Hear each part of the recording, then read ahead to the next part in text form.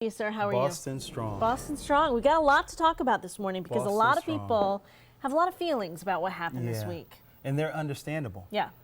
For a lot of us, when we experienced or heard about what happened this week, it brings us back to all the other events that have affected this country. So when we were going in a different direction this week Yeah, we were. until this happened. Yeah. So we had to shift direction and we had to talk about fear because I know so many people are waking up this morning, even though the news is encouraging news of what took place last night, but people are still fearful.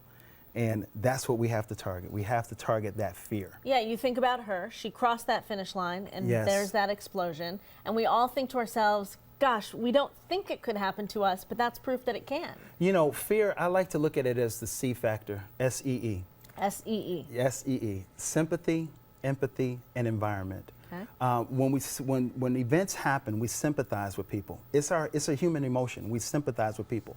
But when empathy steps in and we put ourselves in that person's shoes of what they've experienced, that's when empathy can become our enemy.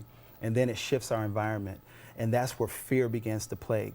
You know, one thing that I thought was very good is when President Obama spoke this week, and his speech was so moving. But he talked about the scripture that says that God has not given us the spirit of fear, but of power, love, and a sound mind. The spirit of fear comes to invade you. It comes to occupy your mind, to get you to concentrate and focus only on that thing that you fear. But there is something great that we've seen. There is a power, there's a love, and there's a strong mind. And we saw that this week with the people in Boston, how they were able to step up. They showed the power. They showed that just the working together.